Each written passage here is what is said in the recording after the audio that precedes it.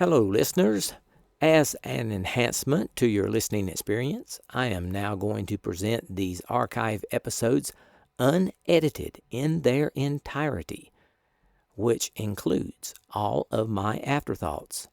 So, continue listening after the outro music if you want to hear what I thought of the episode. And if you're enjoying the podcast, please support it by going to the homepage, spacerockethistory.com, and clicking on the orange donate button or the Patreon link. And now I can also accept Zelle and Venmo. Just use my email address, spacerockethistory@gmail.com. Thanks. We choose to go to the moon in this decade and do the other things, not because they are easy, but because they are hard. Godspeed, John Glenn. Roger, 0G, and I feel fine. My feel out. Okay, I'm out.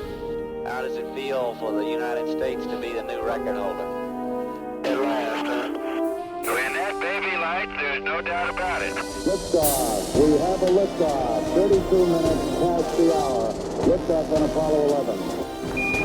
Listen, Tranquility Base here. The Eagle has landed. That's one small step for man, one giant leap for mankind.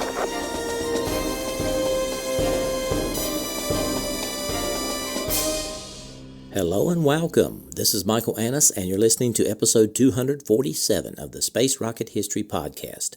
And now, Apollo 12, Moonwalk 1. Continuing from the previous episode, Apollo 12's lunar module Intrepid had just landed safely. The astronauts quickly went through their checklist and were given permission to stay. No man stood out so clear I couldn't believe it. Beautiful out there. I even took a peek. It's a nice place to land. Boy, it sure was dusty, though. I'm sorry, I flew by, but I was just going too fast. Nice touchdown. Felt like you just a little bit on his back. The good thing we leveled off high. Yeah. And came down because I sure couldn't see what was underneath us once I got into that dust. That went a long way. Stuff was going to the horizon. Did it really? Just like you said? Look at those boulders out there on the horizon, Pete. Gee, my name. This is a pretty good place. Right over there. Yeah. Those rocks. We're over the, are we on the Copernicus Ray area? Oh, is that right? Oh, great. Okay, Houston, are we go or stay? Intrepid Houston, you're staying. If you'd like to recycle and try it again, we'll talk to Sims. No, not this time. Yeah, we're still mad at him for earlier in the week. Roger. Okay, let's get off box. Conrad and Bean were to spend 31 1/2 hours on the moon, some 10 hours longer than Armstrong and Aldrin. During that time, they would take 2 moonwalks, each lasting about 3 1/2 hours. Most of the first excursion would be devoted to setting out an autonomous scientific station called the Apollo Lunar Surface Experiment Package, or ALSEP. The second walk would be an extended geologic traverse, culminating with a visit to Surveyor 3. Conrad and Bean would cut off pieces of the probe so the engineers could see what had happened to it during its 31 months on the lunar surface. Pete and Al laughed out loud after Capcom Jerry Carr passed along the flight surgeon's suggestion that they rest up a bit before venturing outside. Rest up after all of this, all the training, preparation, the dreams and visions of humankind for thousands of years, and here they were, the third and fourth in the history of the species to set foot on this thing, and the flight surgeon expects them to sit down for a smoke break? Right. That's not going to happen. Conrad and Bean did the power down and suit up like a couple of kids cleaning their room as fast as they could so they could get out and play in the snow. Everyone wondered what Pete would say when he put his boot down on the sand. What could he say after Neil's excellent words? Contrary to common and cynical assumptions, the astronauts weren't scripted. Who would even try to script a bunch of test pilots and fighter jocks with their egos fully intact, riding a rocket to the moon? No, they were on their own on this one. And knowing Neil, Pete figured he probably didn't think about it until he was at the bottom of the ladder. And then he uttered the phrase that will live forever. That's one small step for man, one giant leap for mankind. How could Pete follow that? Conrad knew people wouldn't remember the third man to walk on the moon. There was no need to make up something momentous to say. At one of the hundreds of dinners for Buzz, Mike, and Neil after Apollo 11's return, a journalist asked Pete about his upcoming moonwalk and what his first words on the moon would be. The journalist asked, quote, "What are they going to have you say?" End quote. Barely hiding a contempt for the Big Brother spin, some of the NASA lesser fans were crafting in the non-mainstream press. Pete laughed. He was enjoying this line of questioning more than the reporter wanted him to, and he was turning on the charm. Pete replied, "It's up to me, darling." He was laying it on thick with his Texas, Pennsylvania drawl, and she didn't believe a word of it. Pete said, "I'll tell you what. Let's you and me decide right here and now what I'm going to say when I set foot on the moon. It's on TV, real time. I can't lie to you. If I say it, you owe me $500. If I don't, I owe you. Deal?" The reporter responded, "Deal." At 5:38 a.m. Houston time, 4 days, 19 hours, 16 minutes mission elapsed time, after 5 hard hours of careful work, Conrad and Bean were finally ready to begin the first of their 2 moonwalks. Bean had seen the pictures Armstrong and Aldrin brought back, and he'd listened to their descriptions of the moon, but nothing could have prepared him for actually being there. On the ocean of storms, he saw a bright, rolling expanse of craters and rocks. Above, he saw a sky that was not only black, but somehow shiny, like patent leather. This was a world where time was measured not in decades or even millennia, but in eons. In this utterly still and lifeless panorama, there was somehow a kind of beauty, and he and Conrad would get to walk on that alien ground and probe its secrets. For all of his adult life, Bean had been a pilot. Now he was going to be a lunar explorer. Now the men were sealed in their spacesuits, wearing life support backpacks and special lunar helmets and boots. Inside his helmet, Bean could feel the cool flow of oxygen go past his face. He heard the reassuring whir of the fan that blew air through the suit and the pump that circulated water from the backpack through tubes in a special pair of long underwear. Hey, my boiler's on the line. Yeah, mine's coming up too. Feels real good. Yep. Let's see, I can go to intermediate flow, huh? Yep, as soon as she starts. The water in the tubes would keep him cool during the moonwalk, no matter how hard he worked. Like everything else in Apollo, Bean's spacesuit existed because of the efforts of 400,000 engineers, technicians, and scientists. He had gone to the factory in Dover, Delaware, where the suits were made, and he had met the women who glued and stitched their space-age garment. Now he thought, I hope those ladies cared as much then as I care right now. Fighting the stiffness of his pressure suit, Bean reached down and opened a valve to release the cabin pressure. Even through their helmets, the men could hear the rush of escaping gas. After long minutes, Bean peeled back a corner of the thin, square hatch, letting out the last bit of oxygen that had kept it closed. Pulling the hatch open, Bean backed into his corner of the cabin and cleared the way for his commander to go outside. How you doing? I'm doing great. Just waiting for the pressure to get low enough to open the hatch. You can reach that upper left-hand corner. You can feel it. Easy.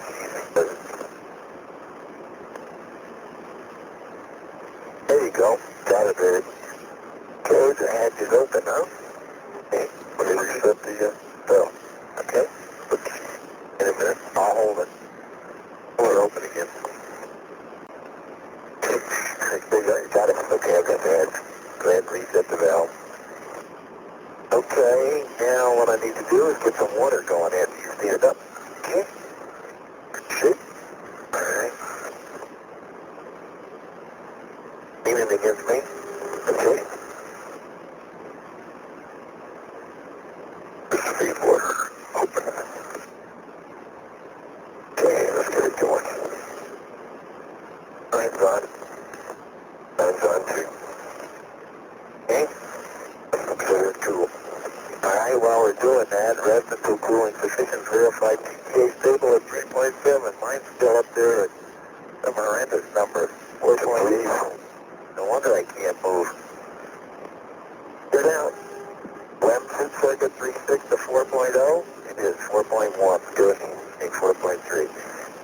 EWEA status. You should have an ascent press light, a preamp, and an ECS. So exactly what we've got. And an H2O SEP component light on. Okay.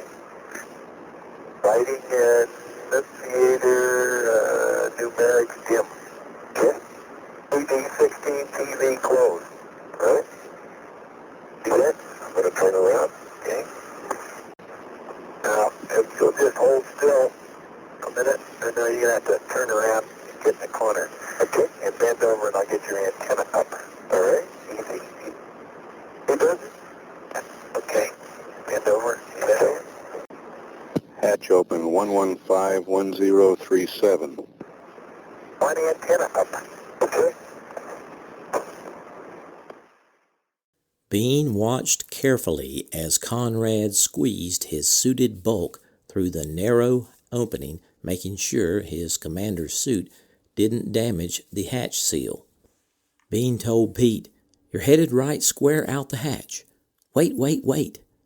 Come forward a little. There you are." With Bean's continued help, a fully suited Pete Conrad crawled out of Intrepid's front hatch and onto the porch. Alright, just a second. Pull the door all the way back. They hand you something. Till you go out, then I'll hand it to you. Yeah. Bye-bye. I'll see you in a minute. How am I doing? Am I hanging on something here? I get the feeling I'm stuck under something. You're bumping into the purse there. Just forward. Purse. Into the purse. Okay. Now you're in good shape. Okay. Go straight down from where you are. Okay. Good. That's good. Okay. Doing good. You're headed right square out the hatch. You have to bend over more though. Wait. Oops. Come forward a little. Move to your right. There you are. Now go. We'll get that little, got to feel there a little more. I'll push you if you don't mind.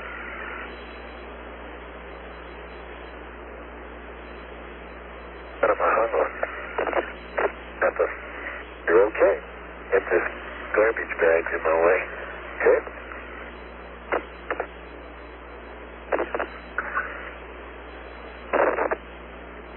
You're headed out the door. That's real good.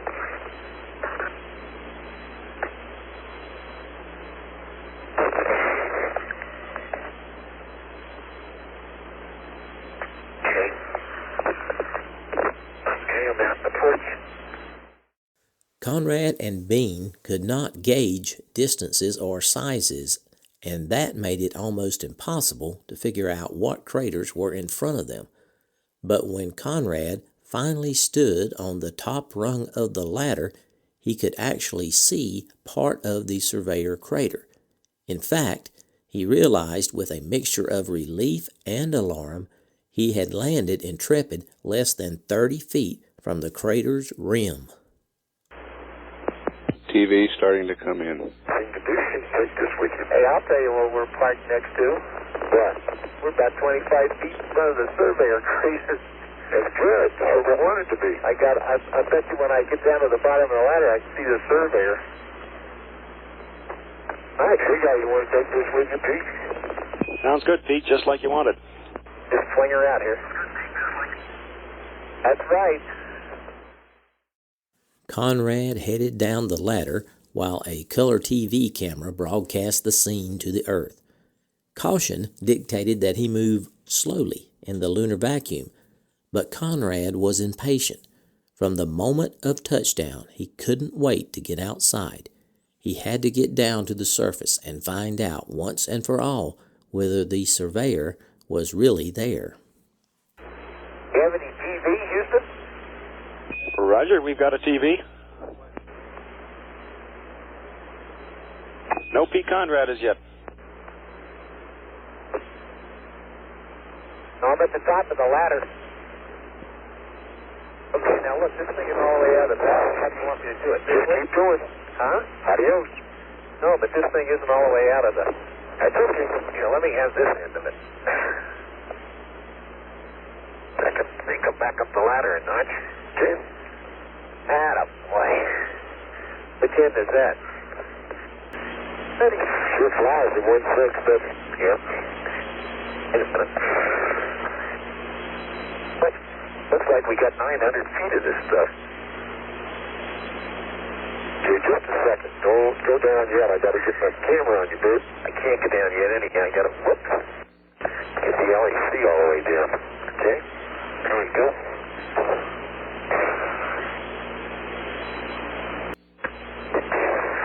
That's the lunar equipment conveyor swinging in the screen there.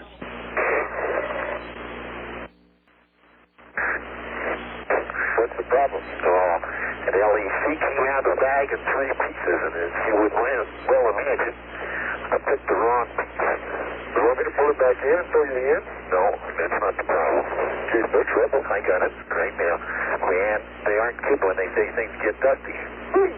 I'm headed down the ladder. Okay, wait, let me get the old camera on you, dude. Okay.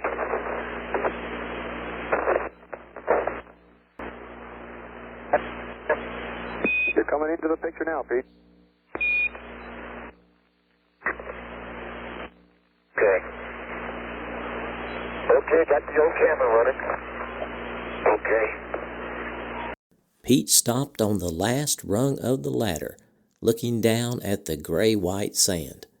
That last step was a doozy, almost 3 feet, and like pausing before leaving a diving board, he took a breath, then backed off the ladder in a half jump, and Pete Conrad, stuffed into 100 pounds of spacesuit, floated gently down and stood on the limb's footpad, the third human being in history to do so.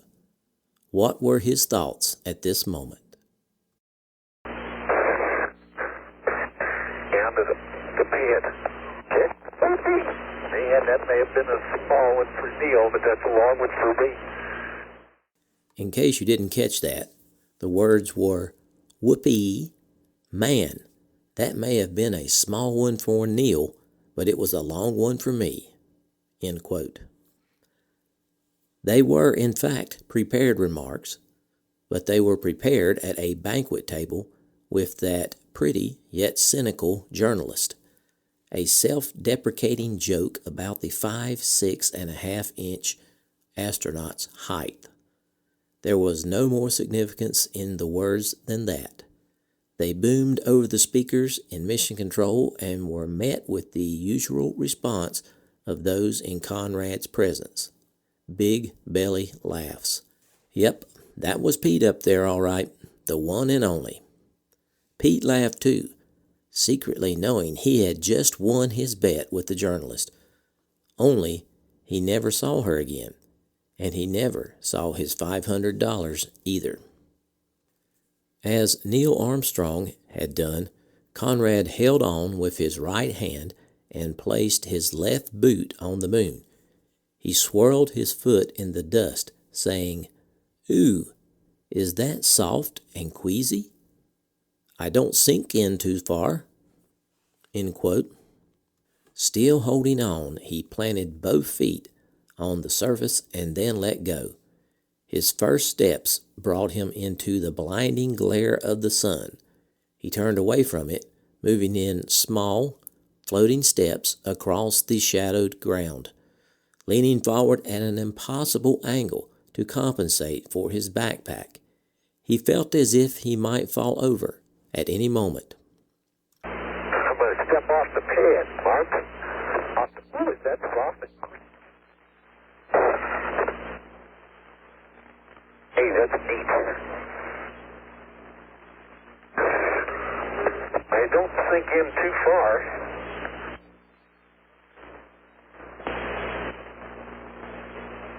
Let's try a little. Boy, that sun's bright. That's just like somebody shining a spotlight in your hand. Pete continued, "Well, I can walk pretty well, Al, but I've got to watch where I'm going." Conrad kept walking until he could look past Intrepid's foil-covered bulk to the east, across a vast bowl twice the size of a football stadium, and he could hardly believe what he saw. On the crater's shadowed far wall sat a tiny, spindly, white-shaped Surveyor 3. He let out a high-pitched cackle. Conrad said, "Guess what I'm seeing on the other side of the crater?" Bean had a good idea. He said, "The old Surveyor?" Conrad said, "The old Surveyor, yes, sir. It can't be more than 600 feet from here. How about that?" In Houston, Capcom Ed Gibson radioed congratulations, but his words were drowned out by the sound of applause. The trajectory people had done it. The pinpoint landing was a reality. Tomorrow, Conrad and Bean would visit the unmanned probe and cut off pieces to bring home, but only if they could reach it safely. Conrad was elated. Well, I can walk pretty well now, but I gotta take it easy and watch what I'm doing. Boy, you'll never believe it. Guess what I see sitting on the side of the crater? The old Surveyor, huh? The old Surveyor, yes, sir. Does that look neat? It can't be any further than 600 feet from here. How about that? But right now, Conrad had work to do. Well planned, Pete. Okay, let me see. I got a little chore to do here, right? Say again? I say that was well planned, Pete. Yeah, just a couple of months with a lot of people. Let's see, deploy the LEC in a mesa, that's done. I'm looking at my mobility, EG shift. I have the decided impression I don't want to move too rapidly, but I can walk quite well. That Surveyor really is sitting on the side of a steep slope, I'll tell you that. Okay, I'm going to work on my contingency sample. Gotta walk real careful, Al. Okay. Can you see me all right? Not yet. Let me step back to the window for 50 seconds. Window, I'm in a hurry. After a few moments, everyone listening in Houston and around the world heard an unaccustomed sound from the lunar surface. The sound of Pete Conrad humming. Dum-de-dum-dum-dum. Nothing in particular, just tuneless, mindless humming. Dum-de-dee-dum-dum-dum.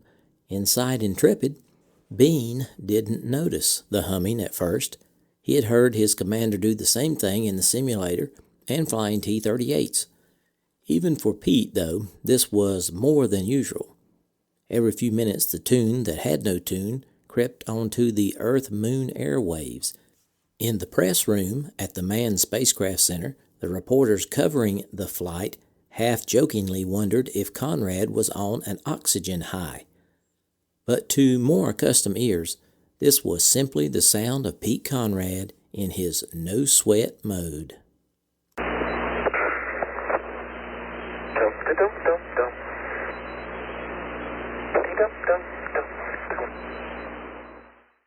Meanwhile, back inside Intrepid, Al Bean finished helping Pete with getting some gear down to the surface. And then there was nothing to do but wait. But suddenly a problem occurred in Bean's suit. The cooling system in his backpack wasn't working correctly. Imagine coming all this way only to be kept inside by a last-minute malfunction. Al, how does the feed water look now? Well, it's still got an A in there, but I'm plenty cool. I went back to minimum, and I'm sitting here at minimum. What do you think happened? Al, we'd like to watch it a bit. It could be instrumentation. Stand by. Okay. But thankfully the problem turned out to be temporary. By now, Alan Bean had watched as his commander danced over the craters 20 feet below for half an hour. At last, it was Al's turn to join this generation's ultimate adventure. As Conrad gave directions, Bean backed carefully out of the tiny cabin and descended the ladder, unaccustomed to the strange lightness of his space-suited body. At the bottom rung, he leapt backwards, sliding his hands along the rail like a fireman as he fell in slow motion and landed gently but not gracefully on the foil-covered footpad. Conrad was waiting with his camera, saying, "Okay, turn around, give me a big smile, attaboy." Bean lifted his foot and placed it on the ancient alien dust of the ocean of storms. Conrad was there, taking his picture again. "You look great," said Conrad. "Welcome aboard." Attaboy. You look great. Welcome aboard. Hey, please, wait a minute. Tried, I didn't get the boy college tried on undisturbed service, didn't make it. Contingency family got out because I got. I'm off for the S-band antennae. Okay. Right, that's right. Yep, take it easy. You really do begin to adapt. You hop a little bit. If you turn around and walk over to your right a little bit, look over that crater, you're going to see our pal sitting there, and that's one to keep focus on. Okay, now what have you got all over your boot? Stop. Picked up a piece of landing gear. Explosion. Okay. Here we go. Okay, I'm going to tell you how to watch it. Shadow. Yep. You can't see what you're doing. Come over here where I am. See that surveyor sitting there? There that thing is. Look how close we almost landed that crater. Getting some feet. Look at the defense. It didn't even dig a hole. For the rest of his life, people would ask Bean what he was thinking at that moment, and he would tell them his thoughts were on one thing, his checklist. On his left cuff, he wore a checklist that looked like a small spiral notebook. Conrad had one too. On those pages, almost every minute of their time on the moon was accounted for.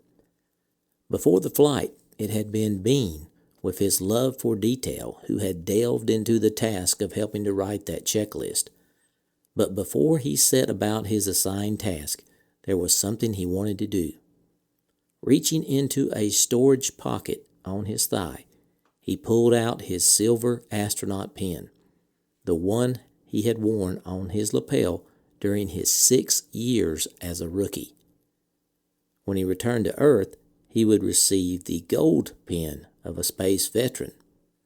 Now, With a few halting steps, Bean stood at the edge of the Surveyor crater, and he threw his rookie pen right into it.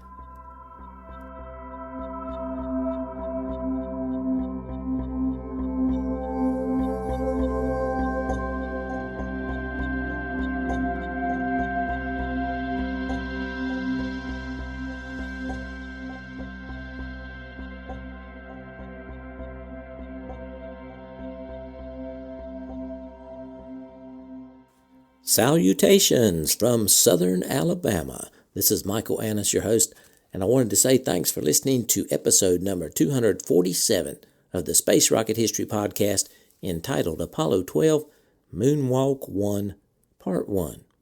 Hope you enjoyed this episode. It was a pleasure to bring it to you.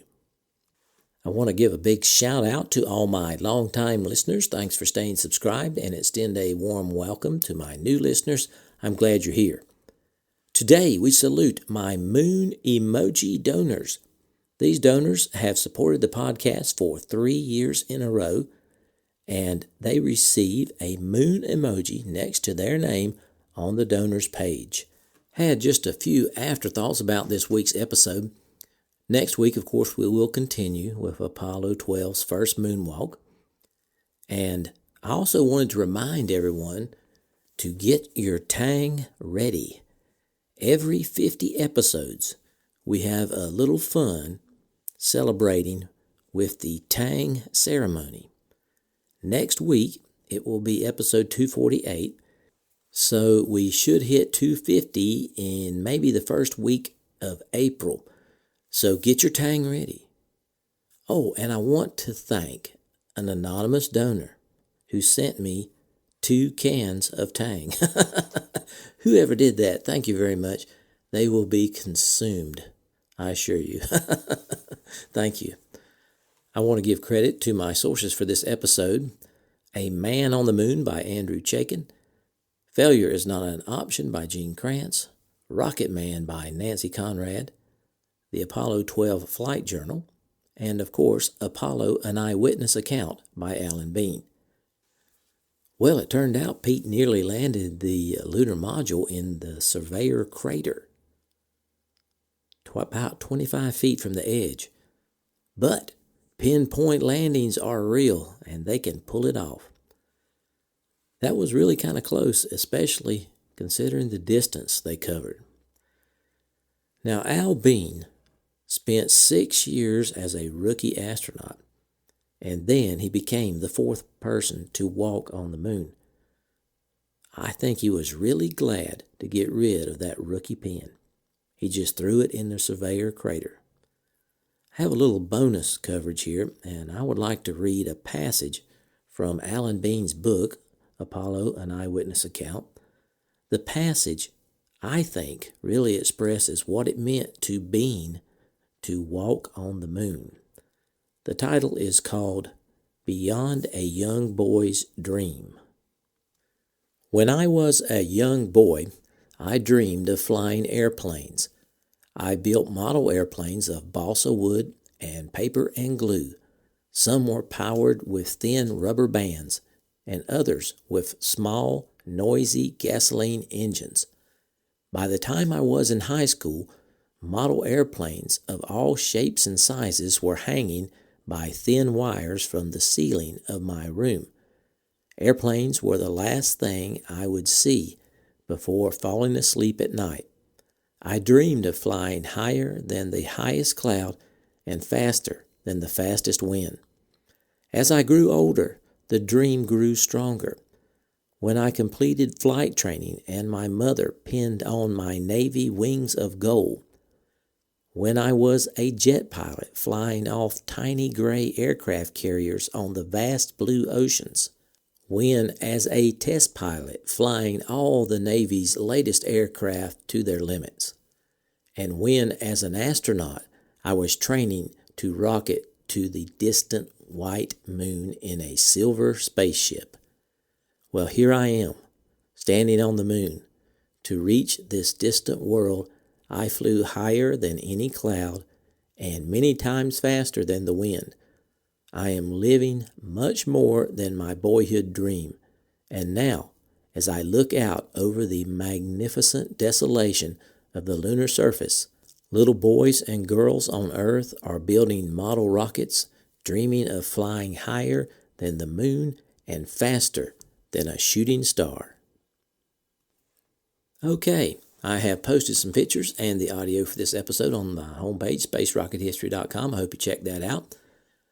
Well, I was pleased to receive 5 new donations to support the podcast over the past week. Pete S. from Australia donated at the Orion level. Greg G. donated at the Apollo level and earned his shooting star emoji. Matthew P. from London donated at the Soyuz level and earned his rocket emoji. Pete C. from Australia donated at the Soyuz level and earned his moon emoji. And Gary C. donated at the Vostok level. That brings our Patreons to 161, with a goal of reaching 218 for 2018. And our overall donors have reached 214, with a goal of reaching 418 in 2018. For those of you who are enjoying the content provided here and have not donated yet in 2018, please consider supporting the podcast if you are financially able. Keep in mind, Space Rocket History is entirely listener-funded. I depend upon your financial support to keep the podcast going. To support the podcast, go to the homepage, spacerockethistory.com. Click on the orange Donate button or the Patreon link. All donors are rewarded with their name on the donors page at the level they choose to donate. For those of you who have already donated in 2018, I certainly appreciate it. I have an item to give away this week. It is the official Space Rocket History logo vinyl refrigerator magnet. It has the picture of the official SRH logo with the rockets. To select a winner, Mrs. SRH gave every 2018 donor a number. She put the range in Google's random number generator and got the number for J. Andrews. J. Andrews, if you would email me, Mike at spacerockethistory.com, and tell me your address, I will mail this out to you. I was pleased to see the podcast received 4 new 5-star ratings on iTunes over the past few weeks. I want to sincerely thank those who gave the podcast the all-important 5-star rating. And I want to also thank Eric Mose for the very kind review that he wrote. Thank you, Eric. Okay, that's all I have for this week. Hope to have episode 248 posted by next Thursday. Get your tang ready. So long for now.